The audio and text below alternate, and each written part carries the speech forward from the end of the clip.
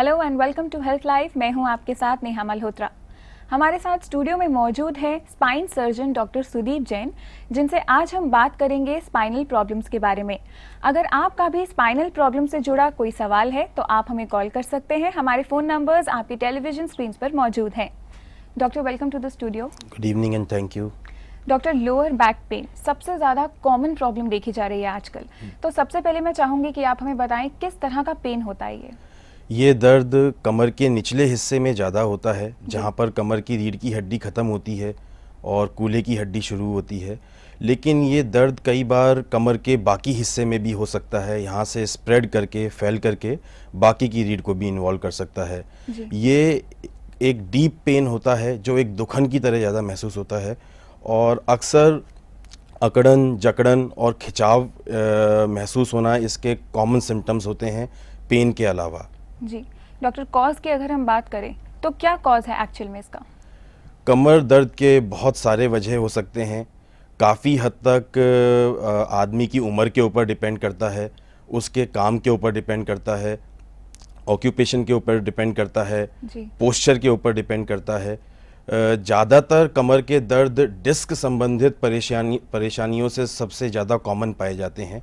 उसके अलावा कमर की रीढ़ की हड्डी के जोड़ों की वजह से, कमर की रीढ़ की हड्डी के और सपोर्टिंग स्ट्रक्चर्स होते हैं, लिगामेंट्स होते हैं, उनकी वजह से वजह बहुत सारी हो सकती हैं। अलग अलग वजह अलग अलग मरीज में मुख्यतः डोमिनेंट करती है। जी डॉक्टर, अगर हम टाइप्स की बात करें तो क्या लोअर बैक पेन अलग अलग तरह का होता है? हाँ बिल्कुल। जो कमर दर्द सबसे ज़्यादा समझा जाता है वो डिस्कोजेनिक लो बैक पेन है, जो डिस्क से संबंधित परेशानियों की वजह से ज़्यादा होता है। उसके अलावा जो बहुत कॉमनली हम है ना आए दिन रोज़मर्रा की ज़िंदगी में जो दर्द महसूस करते हैं वो मस्क्यूलर बैक पेन है। कमर की रीढ़ की हड्डी की जो सपोर्टिंग मसल्स हैं, मांसपेशियों में खिंचाव आने की वजह से या उनके स्टिफ हो जाने की वजह से, ये एक बहुत कॉमन टाइप का कमर दर्द है। इसके अलावा डिस्कोजेनिक और मस्क्यूलर बैक पेन के अलावा काफ़ी सारे बैक पेन के मरीज कमर के जोड़ों की वजह से ग्रसित होते हैं। जोड़ों में गैप आने लगता है, जोड़ की हड्डी बढ़ने लग जाती है, ये बोनी चेंजेस आ जाते हैं इनके स्केलेटन में, इनकी कमर की रीढ़ की हड्डी में। इसके अलावा कुछ इन्फेक्शंस हैं जो कमर की रीढ़ की हड्डी को इन्वॉल्व करते हैं, वो एक कमर दर्द की वजह हो सकते हैं। इसके अलावा पोस्चर बहुत इम्पॉर्टेंट है। केवल एक ख़राब पोस्चर आदमी को कमर दर्द से ऑलमोस्ट पैरालाइज कर सकता है। इतना दर्द दे सकता है कि आदमी अपना नॉर्मल रूटीन काम भी ना कर पाए। कुछ ट्यूमर्स हैं और बहुत सारी है ना बीमारियां हैं, जैसे कई तरीके के गठिया बाएँ हैं, गाउट है, रूमाटॉयड आर्थराइटिस है, एंकाइलोजिंग स्पॉन्डिलाइटिस है। ये सब कमर की रीढ़ की हड्डी को ज़्यादा इन्वॉल्व करते हैं बाकी जोड़ों के मुकाबले। चलिए डॉक्टर, आगे भी हम इस पर डिस्कशन कंटिन्यू रखेंगे, लेकिन हमारे साथ एक कॉलर जुड़ चुके हैं गाजियाबाद से। हेलो हेलो हेलो जी, स्वागत है आपका हेल्थ लाइव में। अपना सवाल पूछे। हाँ जी जी, अपना सवाल पूछे। जी मेरा सवाल है, मुझे कोई 6-7 साल से मेरे बैक में बहुत पेन होता है जी। मैं 57 इयर्स की हूँ जी। और मेरे को जी बताएं। मैं सुन रहा हूँ, आप बताइए। हाँ, और मेरे नंबर 4 और 5 में गैप है। जी, क्या जानना चाहते हैं आप? मैं ये जानना चाहती हूँ कि मैंने सब दिखाया है सब जगह, तो वो लोग कहते हैं कि आप सर्जरी कराइए। जी डॉक्टर, ये एक ओपिनियन आपसे लेना चाहती हैं कि सर्जरी करवाने के लिए इन्हें बोला गया है, तो आप इस पर इन्हें क्या एडवाइस देंगे? जिस तरीके से आपने बताया, शायद आपको लंबर कैनाल स्टेनोसिस है। आपने कहा कि आपकी रीढ़ की हड्डी में गैप बताया गया है।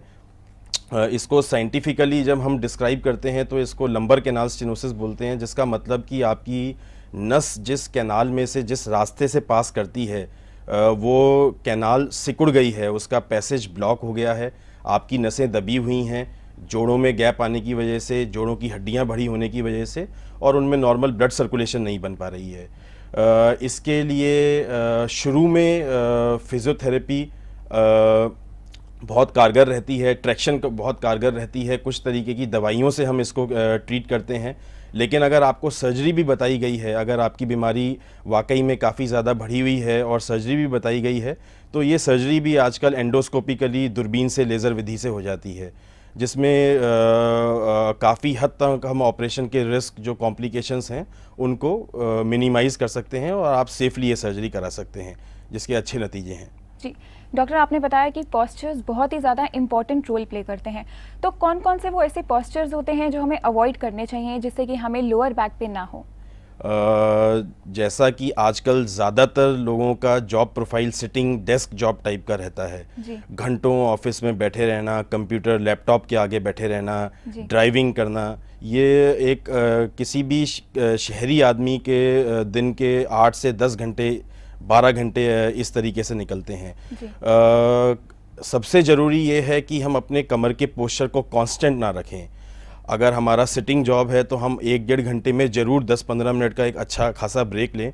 इससे कमर की मांसपेशियां रिलैक्स होती हैं, जोड़ रिलैक्स होते हैं और जो एबनॉर्मल स्ट्रेसेस पड़ते हैं, जो लोड पड़ते हैं ना, वो थोड़ा डिस्ट्रीब्यूट हो जाते हैं।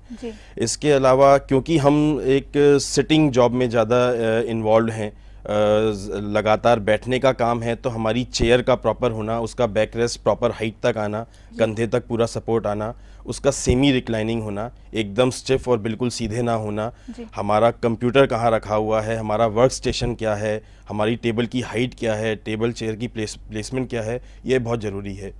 इसके अलावा हम घर पे भी जैसे सोफ़े पे बैठे हुए हैं, टीवी कहाँ होना चाहिए, सोफ़ा कहाँ होना चाहिए, कितना डिस्टेंस होना चाहिए, टीवी किस हाइट पर होना चाहिए। हम कंप्यूटर लैपटॉप अपना लेकर के सोफ़े पे बैठ जाते हैं, लैपटॉप को हम सोफ़े पे बेड पे यूज़ करते हैं, किताबों का काम, लिखाई पढ़ाई का काम बेड पे सोफ़े पे करते हैं, ये सब हमारी कमर के लिए ठीक नहीं है। जी डॉक्टर, अगली कॉलर है हमारे साथ कोलकाता से। Hello hello hello hello. हाँ जी, मनीषा जी अपना सवाल पूछे। मतलब मेरा उम्र, मेरा नाम मनीष है, मेरा एज है 18 जी। मैं क्रिकेट खेलता हूँ जी। तो सडन मतलब खेलते, मैं बॉलर हूँ, पेस बॉलर। खेलते खेलते सडन मतलब मेरे को बैक में पेन होना स्टार्ट हुआ, तो मैंने ज्यादा केयर नहीं किया, मैं वो पेन के साथ खेलता गया। तो जब मेरा पेन बहुत ज्यादा बढ़ गया, मतलब उसके बाद मैंने नवंबर में डॉक्टर को कंसल्ट किया, तो डॉक्टर ने MRI करने को बताया, तो मैंने MRI किया, तो MRI के रिपोर्ट में स्पॉन्डिलोलिस्थेसिस आया था grade 1 spondylolisthesis grade 1 with break in pars. तो मैंने डॉक्टर को कंसल्ट किया फिर से विद द रिपोर्ट, तो डॉक्टर ने कहा कि अब तुम्हें मतलब अपना खेला गेम छोड़ना होगा और बेटर होगा कि तुम मतलब सर्जरी करवा लेना चाहिए तुम्हें। तो मैंने डर से सर्जरी नहीं करवाया रिस्क के लिए, तो उसके बाद मैंने फिर आयुर्वेदा स्टार्ट कर दिया जी। तो आयुर्वेदा में मुझे मतलब कुछ ज्यादा रिजल्ट नहीं आया, तो मुझे अब क्या करना चाहिए? जी, आपकी उम्र बहुत कम है, आप बहुत यंग हैं, आपके बताते हुए मैं समझ गया था आपको स्पॉन्डाइलोलिस्थेसिस है। इसमें कमर की रीढ़ की हड्डी में के जोड़ों में ब्रेक आ जाता है। जो आपको ब्रेक इन पार्ट्स बताया गया, वो पार्ट्स बेसिकली जोड़ की हड्डी है। ये ब्रेक हो सकता है आपको जन्म से भी रहा हो सकता है डेवलपमेंट के टाइम डेवलप हुआ हो, और क्योंकि आप स्पोर्ट्स पर्सन रहे हैं, स्ट्रेसेस वगैरह ज़्यादा रहते हैं खेलते टाइम, तो किसी झटके में हो सकता है वो गैप आपका इंक्रीज़ हो गया हो, उस हड्डी ने गिव वे कर दिया हो और हड्डी फिर एक के ऊपर एक स्लिप करने लग जाती है, जिसको स्पॉन्डाइलोलिस्थेसिस कहा जाता है। इसका मुख्यतः इलाज सर्जिकल है, क्योंकि ऑलरेडी डैमेज हो चुका है, ऑलरेडी आपके जोड़ों में गैप आ चुका है, जिसकी वजह से हड्डी एक के ऊपर एक स्लिप्ड वर्टिब्रा या स्पॉन्डाइलोलिस्थेसिस ऑलरेडी डेवलप हो चुका है। इसको रिवर्ट बैक करने के लिए कोई ख़ास तरीका उपलब्ध नहीं है, फिजियोथेरेपी से या ट्रैक्शन से या किसी और विधि से। अगर ऑलरेडी एक बार स्लिपिंग हो चुकी है हड्डी की, तो सर्जरी ही एक फाइनल सॉल्यूशन रहता है। सर्जरी ये सेफली की जा सकती है। अगर आप किसी रिस्क को लेकर के ज़्यादा भयभीत हैं तो ऐसा कोई रिस्की प्रोसीजर नहीं है, ये एक नॉर्मल रूटीन सर्जरी है, कोई मेजर सर्जरी नहीं है, और आप रिस्क को लेकर के बेवजह ना परेशान हो, ये सेफली की जा सकती है। जी डॉक्टर, अगले कॉलर है हमारे साथ दिल्ली से। हेलो हेलो जी परवीन जी, स्वागत है आपका हेल्थ लाइव में, अपना सवाल पूछें। डॉक्टर साहब नमस्कार। नमस्कार। हेलो सर, मेरे को ना 12 साल पहले एक बारी कमर में चोट लग गया था, तो डॉक्टर ने ना मेरा एक्सरे देखा था बैक का, उन्होंने बोला आपका एंक्लोजिंग स्पॉन्डिलाइटिस है। जी हेलो जी, बताइए, जी मैं सुन रहा हूं। बताएं। तो मैंने क्या नाम है, उसके बाद मेरे को कोई प्रॉब्लम नहीं हुआ, मतलब हल्का हल्का बैक में पेन रहता था। उसके बाद मैंने अपना HLA-B27 वो करवाया, टेस्ट करवाया था, तो वो नेगेटिव आया था मेरा। फिर मैंने अब 12-15 साल हो गए उस बात को, अब मेरे को फिर दोबारा से मतलब बैक में पेन है, हल्का सा है, पर मेरे नी में और शोल्डर में और इसमें एल्बो जॉइंट्स में पेन है जी। और मेरा जो एडी की जो हड्डी है ना मैम, वो भी बढ़ी हुई है। तो मैंने अपने टेस्ट वेस्ट करवाए थे, तो टेस्ट में हल्का सा मतलब चेंजेस दिखता है। मैंने पेल्विस में भी दर्द होता है यहाँ जी। तो मैं पूछना चाहता हूँ कि एंक्लोजिंग स्पॉन्डिलाइटिस तो नहीं हो सकता है? जी, एंकाइलोजिंग स्पॉन्डिलाइटिस एक तरीके का गठिया बाय है जो मेल पेशेंट्स में ज़्यादा होता है और यंग एज में ही स्टार्ट होता है। कमर की रीढ़ की हड्डी और कूल्हे की हड्डी को सबसे पहले इन्वॉल्व करता है, बाद में आगे चल करके शरीर के बाकी जोड़ों में भी हो सकता है, लेकिन उतना कॉमन नहीं है बाकी जोड़ों में। मेनली ये स्पाइन की प्रॉब्लम है। जिस तरीके से आपने मुझे डिस्क्राइब किया, ऐसा लगता है कि ना तो ये आपकी चोट से रिलेटेड प्रॉब्लम है, जो आपने बताया कि आपको 10-15 साल पहले कोई चोट लगी थी, और ज़रूरी नहीं है कि ये एंकाइलोजिंग स्पॉन्डिलाइटिस हो, क्योंकि ये आपके काफ़ी सारे और भी जोड़ों को इन्वॉल्व कर रहा है। एंकाइलोजिंग स्पॉन्डिलाइटिस की तरह ही और भी कई तरीके के गठिया बाय या स्पॉन्डिलाइटिस होते हैं जो कमर की रीढ़ की हड्डी के अलावा बाकी जोड़ों को ज़्यादा कॉमनली इन्वॉल्व करते हैं। तो मुझे लगता है कि केवल HLA-B27 की रिपोर्ट पर नहीं रिलाई करना चाहिए। HLA-B27 नेगेटिव आया, इसका मतलब ये नहीं कि आपको एंकाइलोजिंग स्पॉन्डिलाइटिस नहीं हो सकती, फिर भी हो सकती है, और इसके अलावा किसी और तरीके की भी गठिया बाय हो सकती है। तो एक फॉलो अप चेकअप ज़रूरी है, एक थॉरो इन्वेस्टिगेशन, कुछ और भी टेस्ट रहते हैं उसमें, और आप अपने आसपास किसी स्पेशलिस्ट को दिखाएं। ना बात बनती हो तो आप एक बार मुझे भी दिखा सकते हैं, और एक बार पूरा वर्कअप करके हम डायग्नोज करके उस प्रॉब्लम को फिर ट्रीट भी कर सकते हैं। जी डॉक्टर, अगले कॉलर है हमारे साथ दिल्ली से। हेलो। हेलो जी मंजीत जी, अपना सवाल पूछे। हेलो। जी मंजीत जी, आप मुझे सुन पा रही हैं? हाँ जी सुन जी, रही हूँ। आप अपना सवाल पूछे। हाँ नमस्कार। डॉक्टर साहब, मेरी सर्जरी को 6 मंथ हो गए। मेरी स्पाइन की L3, L4, L5 में प्रॉब्लम थी, नस दब गई थी जी। तो अभी मैंने सर्जरी को 6 महीने उसके बाद मुझे अभी भी पेन है जी। और डॉक्टर साहब ने अभी मुझे एक्सरा कराया तो उन्होंने बोला कि तुम्हारे अर्थराइटिंग भी है, तो मुझे चलने में प्रॉब्लम है। मेरे दोनों पैरों को सुनपन और मेरे पैरों के दोनों उंगलियां जैसे सारी की सारी मुड़ गई हैं, तो मैं बहुत, अब सर्जरी के बाद भी मैं अभी पेन से हूँ। क्या आपको ऑपरेशन से पहले भी यही दिक्कत थी? हाँ जी। आपको ऑपरेशन से पहले भी यही दिक्कत थी? नहीं, ऑपरेशन से पहले मुझे थी, लेकिन ऑपरेशन के बाद 1.5 महीने में ठीक हो गई थी। अच्छा। लेकिन उसके बाद अभी मैं चलने में मुझे प्रॉब्लम है, खड़ी तो मैं हो पाती हूँ, लेकिन सर्जरी के बाद जो पेन मेरी ज्यादा थी कम है हुई है। वही कहते हैं नस दबी, नस तो खुल गई है, लेकिन अक्सर मुझे भी जो पेन होती है और पैरों में चलने की दिक्कत वो अभी वैसा ही है। जी। मेरे ख्याल से ऑपरेशन जो किया गया है आपका L3, 4 और L4, 5 दो लेवल पे आपने बताया, आपकी नसें डीकम्प्रेस कर दी गई होंगी, लेकिन क्योंकि ये लॉन्ग स्टैंडिंग प्रॉब्लम है जिसके लिए आपकी सर्जरी की गई है, तो कई बार नसें खुलने में ज़्यादा टाइम भी लेती हैं। ये कई बार अनप्रेडिक्टेबल होता है। यंग पेशेंट होता है, शॉर्ट लास्टिंग प्रॉब्लम है, पिछले साल 6 महीने से मरीज को दिक्कत है, तो कई बार 15 दिन में, 20 दिन में, 10 दिन में भी आराम हो जाता है। लेकिन ओल्ड एज है, बहुत ज़्यादा सालों से प्रॉब्लम है, तो नसें रिकवर करने में काफ़ी लंबा वक्त ले जाती हैं, कई बार साल 6 महीने भी लग जाते हैं, और इसमें सर्जरी के बाद पोस्ट ऑफ फिजियोथेरेपी का काफ़ी महत्वपूर्ण रोल है।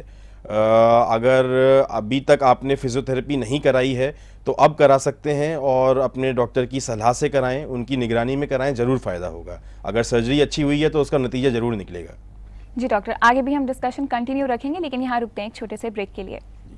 व्यूअर्स, हेल्थ लाइव में वक्त हो चला है अभी एक ब्रेक का, आप कहीं मत जाइएगा, जल्द लौटेंगे। ब्रेक के बाद हेल्थ लाइव में आप सभी का स्वागत है। डॉक्टर, हमारे साथ अगली कॉलर हैं दिल्ली से। हेलो। हेलो जी दीक्षा जी, आपका स्वागत है हेल्थ लाइव में, अपना सवाल पूछिए। डॉक्टर साहब, मुझे आपसे पूछना है, मेरी मदर इन लॉ की एज 50 है, एंड उनके पैरों में बहुत ज्यादा दर्द रहता है, लोअर बैक और पैरों में। अगर वो चलती फिरती हैं, काम करती रहती हैं तो ठीक है, लेकिन वो जैसे ही लेटती हैं या बैठ जाती हैं उनके पैरों में दर्द शुरू हो जाता है। एंड सेकेंडली रात को जो है वो दर्द बहुत ज्यादा बढ़ जाता है। जी जी डॉक्टर, ऐसे में इन्हें क्या करना चाहिए? जी, जिस तरीके से आपने बताया आपकी मदर स्पाइनल आर्थराइटिस से ग्रसित हैं। स्पाइनल आर्थराइटिस की पेन टिपिकली सिटिंग या लाइंग डाउन पोजीशन में ज़्यादा होती है। मरीज़ जब तक चलता फिरता रहता है, एक्टिव रहता है, तब तक रिलेटिवली कंफर्टेबल महसूस करता है, लेकिन जैसे ही बैक मसल्स लूज़ होती हैं, रिलैक्स करती हैं, वैसे ही पेन बढ़ना स्टार्ट हो जाता है। शाम के टाइम या सुबह उठते टाइम ज़्यादा महसूस होता है। जहाँ तक ट्रीटमेंट की बात है, मुझे ऐसा लगता है कि इनको बड़े आराम से हम कुछ अच्छी सिकाई दे करके, कुछ मसाज से, कुछ फिजियोथेरेपी से और कुछ एंटी इन्फ्लेमेटरी और न्यूरल मेडिसिन्स दे करके काफ़ी हद तक कंफर्टेबल कर सकते हैं। आप सलाह लीजिए अपने डॉक्टर से और अकॉर्डिंगली इसको ट्रीट किया जा सकता है। जी डॉक्टर, अगली कॉलर हैं दिल्ली से। हेलो। हेलो जी अंशु जी, अपना सवाल पूछे। जी हेलो, आपकी आवाज मैम बहुत कम आ रही है। जी, अब आप मुझे सुन पा रही हैं? हाँ जी। जी, अपना सवाल पूछें। जी मैम, मेरे गर्दन में बहुत प्रॉब्लम है। मैंने कई बार तीन साल पहले डॉक्टर के दिखाया था जी। तो उन्होंने कहा था कि हड्डी बढ़ी हुई नहीं है, लेकिन मेरी हड्डी कुछ ऊंची सी हो रही है गर्दन की जी, जिसकी वजह से मुझे नीचे अगर झुकती हूँ तो भी दर्द होता है, अगर ऊपर देखती हूँ तो भी दर्द होता है। मतलब गर्दन बिल्कुल अकड़ी रहती है। जी डॉक्टर, कुछ पूछना चाहेंगे आप इनसे? आपने कोई एक्सरे एमआरआई करवाया है? कुछ उसमें डायग्नोज हुआ है? डॉक्टर ने ये कहा था कि अगर आपको कुछ दिक्कत हो तो एक्सरे वगैरह करा सकते हैं, लेकिन वैसे ये सभी की बढ़ी हुई होती है। बस एक्सरसाइज बताई थी उन्होंने करने के लिए। एक्सरसाइज से आराम होता है आपको? हाँ जी। जी, आपको एक्सरसाइज से आराम मिलता है अंशु जी? जी, जब एक्सरसाइज करती हूँ तो थोड़ी रिलीफ सा मिलता है, लेकिन फिर ऐसी अकड़न सी हो जाती है गर्दन में। जी। जिस तरीके से आप बता रहे हैं आपको हड्डी उठी हुई लगती है, आपको हो सकता है सर्वाइकल स्पॉन्डिलाइटिस हो। एक एक्सरे और ज़रूरत पड़ने पर एक एमआरआई भी करा ली जाए तो अच्छा रहेगा। इसका इलाज ट्रैक्शन और एक्सरसाइजेस से ही स्टार्ट होता है, लेकिन अगर आपको एक्सरसाइजेस से आराम नहीं मिल पा रहा है तो फिर एक सलाह की ज़रूरत है, आपको किसी स्पेशलिस्ट को दिखाना चाहिए। जी डॉक्टर, एक और कॉलर है हमारे साथ कोलकाता से। हेलो। हेलो जी सोनल जी, अपना सवाल पूछे। मेरे कुल्हे में, मैं कोई काम करती हूँ तो मेरे कुल्हे में बहुत दर्द हो जाता है, राइट साइड कुल्हे में। जी। तो मतलब मेरी एक बेबी है 9 महीने की, उसको मतलब लेना करना घर का वर्क हो जाता है तो उसमें राइट साइड कुल्हे में बहुत दर्द हो जाता है, तो उसके लिए कोई सजेशन दीजिए। जी जी, जैसा आपने बताया आपका छोटा बेबी है 9 महीने का, मतलब रिसेंटली प्रेगनेंसी हुई है पिछले 1 साल में। प्रेगनेंसी के दौरान और प्रेगनेंसी के बाद लो बैक पेन और शाइटिक पेन बहुत कॉमन प्रॉब्लम है। क्लिनिक में 10 में से 8 महिलाएं ज़रूर प्रेगनेंसी के बाद इस तरीके की कोई ना कोई प्रॉब्लम बताती हैं। इसके कुछ न्यूट्रिशनल कॉजेज़ हैं। अनफॉर्चुनेटली हमारे देश में उतना अच्छा ध्यान नहीं हो पाता है प्रेगनेंसी के दौरान ज़्यादातर घरों में महिलाओं का, जिसकी वजह से प्रोटीन, विटामिन डी, कैल्शियम और कुछ और इसेंशियल न्यूट्रिएंट्स की कमी रह जाती है। और बच्चा प्रेगनेंसी के दौरान भी और उसके बाद लैक्टेशन के टाइम भी एक काफ़ी ज़्यादा डिमांड होती है बच्चे की, जो मदर के शरीर से पूरी होती है। और दूसरा, जैसा आपने पिंडलियों में दर्द बताया, पिंडलियों में दर्द मोस्ट प्रोबेबली इन्हीं विटामिन्स की कमी की वजह से आपको हो रहा है।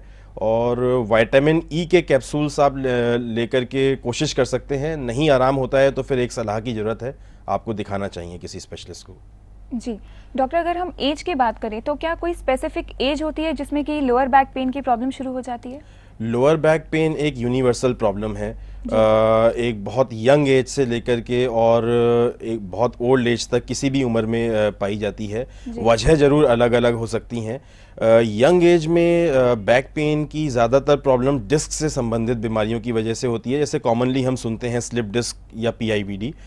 ओल्ड एज में ये कमर के दर्द या और जोड़ों के जो दर्द हैं वो कमर के जोड़ों या उनके जो और सपोर्टिंग स्ट्रक्चर्स हैं, लिगामेंट्स हैं, उनकी वजह से ज़्यादा पाया जाता है। ओल्ड एज तक आते आते डिस्क तो काफ़ी हद तक साइज़ में श्रिंक कर चुकी होती है, तो अपने आप में डिस्क उतना पेन पैदा नहीं करती है, लेकिन डिस्क के श्रिंक होने की वजह से जो वियर एंड टीयर का प्रोसेस या डीजेनरेटिव चेंजेस पूरी ज़िंदगी चलते रहते हैं हमारे जोड़ों में और जोड़ों के कैप्सूल में, कार्टिलेज में, लिगामेंट्स में, वो फिर ज़्यादा दुख देते हैं किसी ओल्ड पेशेंट को। एक यंग पेशेंट में डिस्क बिल्कुल जूसी होती है, उसका वाटर कंटेंट काफ़ी ज़्यादा होता है, उसका प्रेशर काफ़ी ज़्यादा होता है और एक यंग आदमी की शारीरिक क्षमताएं और क्रियाएं भी ज़्यादा होती हैं। उसकी वजह से ये जो जेल टाइप का डिस्क मटेरियल है या फ्लूइड है, उसके अपनी जगह से स्लिप हो जाने के चांसेस ज़्यादा होते हैं। तो यंग मरीज ज़्यादातर डिस्क स्लिप से रिलेटेड प्रॉब्लम्स लेकर के ज़्यादा आता है और ओल्ड पेशेंट अपनी हड्डियों और जोड़ों से रिलेटेड प्रॉब्लम लेकर के ज़्यादा आता है। जी डॉक्टर, हमारे साथ एक और कॉलर जुड़ चुके हैं। हेलो। हेलो जी गुलशन जी, स्वागत है आपका हेल्थ लाइव में, अपना सवाल पूछें। हाँ, मेरे को बैक में बहुत पेन होती है और डॉक्टर ने मेरे को कहा था कि आप एक्सरे कराओ। मैंने एक्सरे करवाए, लुम्बो स्केलेट स्पाइन AP/LAT, तो उसमें जो रिपोर्ट आई है, mild spondylitic changes seen in lumbar vertebrae, L1-2 disc space is marginally reduced question mark, disc lesion question mark, degenerative, rest of disc spaces are normal. आपकी उम्र कितनी है? मेरी 58 इयर्स। जी, आपका शरीर भारी है, वजन ज्यादा है? बहुत ज्यादा तो नहीं है, हाइट के 5 फुट है और वजन 65 kg है तो कुछ ज्यादा है। आपको थोड़ा सा कम उम्र पे मल्टीपल लेवल्स पे वियर एंड टीयर या डीजेनरेटिव चेंजेस हो रहे हैं। जैसे आपने बताया L1-2 पे मैक्सिमम है, लेकिन उसके अलावा और भी मल्टीपल डिस्क और जॉइंट आपके इन्वॉल्व हैं। ये थोड़ी चिंता वाली बात हो सकती है क्योंकि आपकी एज अभी उतनी ज़्यादा नहीं है। ज़्यादातर ये प्रॉब्लम्स 65 प्लस में ज़्यादा देखी जाती हैं। आप अपने पोस्चर का ध्यान रखें, फिज़िकल एक्टिविटी बहुत ज़रूरी है। अगर आप ओवरवेट हैं, जैसा कि आपकी हाइट वेट जान के लगता है कि आप थोड़ा सा ओवरवेट कैटेगरी में आते हैं, तो वज़न लूज़ करना बहुत ज़रूरी है। सुबह शाम सैर करें, पार्क में जाएं और इसके अलावा कुछ योगा, फिजियोथेरेपी, रेकी, ये सब आपके लिए मददगार हो सकते हैं और आपकी प्रॉब्लम को आगे बढ़ने से रोक सकते हैं। जी डॉक्टर, लोअर बैक पेन को हम कैसे प्रिवेंट कर सकते हैं? क्या क्या प्रिकॉशंस हमें लेने चाहिए? मैं चाहूँगी इसके बारे में आप हमें बताएं। लोअर बैक प्रिवेंशन के लिए हम बहुत कुछ कर सकते हैं। ज़्यादातर ये हमारी डेली एक्टिविटी और हमारे स्ट्रेसफुल लाइफस्टाइल से रिलेटेड है। ये बेसिकली एक लाइफस्टाइल डिजीज़ है, तो सबसे पहले हमें अपनी लाइफस्टाइल को मॉडिफाई करना पड़ेगा। बहुत ज़्यादा स्ट्रेस लेना, बहुत ज़्यादा सिटिंग जॉब, आप 4-4, 6-6 घंटे एक ही पोजीशन में बैठ कर के काम कर रहे हैं जहां आपका वर्क स्टेशन प्रॉपर नहीं है, आप सोफ़े पे चले जाते हैं, बेड पे चले जाते हैं, वहां पर आपने अपना वर्क स्टेशन बनाया हुआ है, ये आपकी कमर के लिए बिल्कुल ठीक नहीं है। 24 घंटे हम ड्राइव कर रहे होते हैं, एक हाथ से स्टीयरिंग घुमा रहे होते हैं, दूसरे हाथ से हम फ़ोन सुन रहे होते हैं, ये हमारे नेक और बैक के पोस्चर के लिए बिल्कुल ठीक नहीं है। हम अपनी स्ट्रेस को कम करके जो हम डे टू डे लिविंग में इतना ज़्यादा स्ट्रेस लेते हैं, इसको कम करके थोड़ा रिलैक्सेशन एक्सरसाइजेस करके, थोड़ा योगा, थोड़ा फिज़िकल एक्टिविटीज़ इंक्रीज़ करके, सुबह शाम सैर करना, वॉकिंग, जॉगिंग, स्विमिंग, ये हमारे लाइफस्टाइल में चेंजेस बहुत ज़रूरी हैं इसकी प्रिवेंशन के लिए। जी चलिए डॉक्टर, आप हमारे स्टूडियो में आए, सभी कॉलर की प्रॉब्लम का सॉल्यूशन आपने हमें बताया, साथ ही बहुत ही अच्छी इन्फॉर्मेशन भी आपने हमें प्रोवाइड की, इसके लिए बहुत बहुत शुक्रिया। जी धन्यवाद। व्यूअर्स, आज के लिए हेल्थ लाइव में इतना ही। मुलाकात होगी आपसे फिर। आप स्वस्थ रहिए, खुश रहिए और देखते रहिए शक्ति टीवी।